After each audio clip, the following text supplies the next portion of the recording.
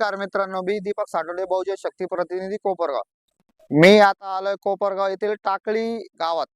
आता काँग्रेस सेलचे जिल्हा उपाध्यक्ष विजय भाऊ जाधव यांच्या सोबत मुलाखत घ्यायला आलोय. आपण असं त्यांच्याकडून जाणून घेऊया. तर विजय भाऊ, मला एक माहिती सांगा. तर आपण 26 जानेवारीला जे आंदोलन करणार आहे, कशासाठी करणार आहे? गेल्या 40-50 वर्षापासून हा रस्ता झालेला नाही. झाला बी तरी थातोर मातोर हे केलेलं आहे काम त्यांनी. तर त्यांना आता लेखी अनेक वेळा लेखी उत्तर दिलेलं आहे. ते म्हणते आमच्याकडे रेकॉर्ड नाही. तुम्ही अधिकारी कसले, पगार कसला घेते? तुम्ही लेखी जे लिहून दिले ते कोणाला दिले? सार्वजनिक बांधकाम खात्याला दिलेलं आहे, नगरपालिकेला पण दिलेलं आहे, तहसीलदारला पण दिलेलं आहे. तर गेल्या 40-50 खेड्यांना जोडणारा रस्ता आहे हा. एकट्या टाकळीला जोडणारा नाही. नाशिक पर्यंत रोड जातो हा. पूर्वी बस चालायची इकडून. आज परिस्थिती अशी आहे, बैलगाडी जर आली तर सायकलवाल्याला सुद्धा साईडला जागा नाही. लोक फार गट्टू सुद्धा रस्त्याचे बंगल्याचे गट्टू आहे ते रस्त्यावर केलेले आहे. तर मला एक सांगा, म्हणजे आपलं म्हणायचा अर्थ काय इथं, म्हणजे काय झालेलं आहे का टाकळी कोपरगाव रोडला का आपण आंदोलनाला बसणार आहे? ते आतापर्यंत जे बी झालेले रस्ते खाऊन टाकलेले रस्ते, कागदोपत्री फक्त रस्ता राहिलेला आहे. जर यात सांगताय का आमच्याकडे रेकॉर्ड उपलब्ध नाही, सार्वजनिक बांधकाम खात्याचे शिंदे साहेब म्हणते माझ्याकडे रेकॉर्डच नाही. मग रेकॉर्ड नाही तर तुम्ही कुठल्या बेसवर काम करू राहिले? अतिक्रमण काढून जी हद्द आहे आम्हाला आमची हद्द फिक्स करून द्या. रस्त्याची हद्द जी आम्हाला काही कळत नाही समजा, तर आमची रस्त्याची जी हद्द आहे ती फिक्स काढून द्या ना. सीडीवर 10 सीडीवर आहे. MDR 99 केलं तेव्हा बी पुलाचे जे पूल हे होत ते खाऊन टाकले.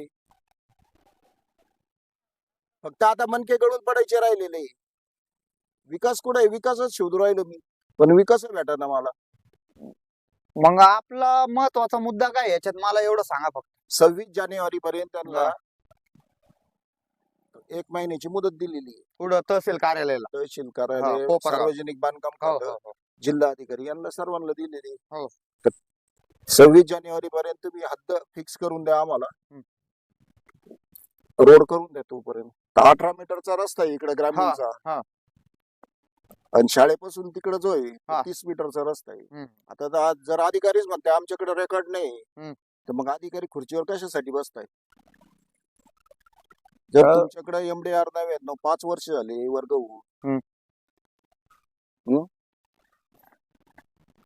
तर मग सीडीवर जर बघितलं तुम्हाला सीडीवर दाखवतो, पूर्ण सीडीवरची अशी परिस्थिती, मध्यभागी खड्डे पडलेले. उद्या जर कमी जास्त जर झाले तर बेकायदेशीर DPS सुद्धा इथं सुद्धा डीपी बसून ठेवली.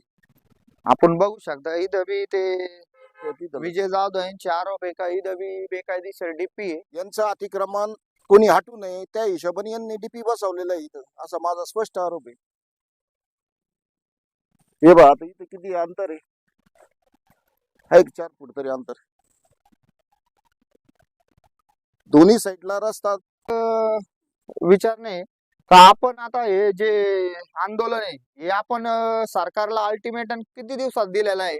26 जानेवारी पर्यंत जर त्यांनी अतिक्रमण मुक्त हद्द फिक्स करायचे पहिल्या, मग रस्ता करायचा. हद्द फिक्स करायचा, सीडीवर करायचे, जेवढे 10 सीडीवर इथून निवारा कॉर्नर पर्यंत 10 सीडीवर. टाकळी फाटा नाही, निवारा कॉर्नर तर टाकळी नक्षत्र मंगल कार्यालय ते निवारा कॉर्नर 10 सीडीवर हद्द फिक्स करून द्या ना तुम्ही. हद्द तर फिक्स केली पाहिजे ना.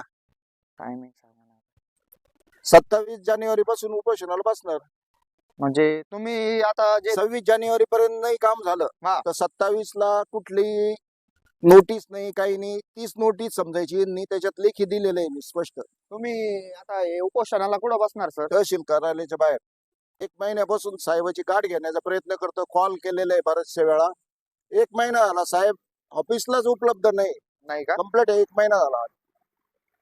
आपण बघू शकता जे सरकारी कर्मचारी ते स्वतः उपलब्ध नाही. त्यांनी अर्ज केले, 26 तारखेपर्यंत अल्टिमेटम दिलेला आहे, जानेवारी 26. तर 27 तारखेला ते समक्ष तहसील कार्यालयात उपोषणाला बसणार आहे.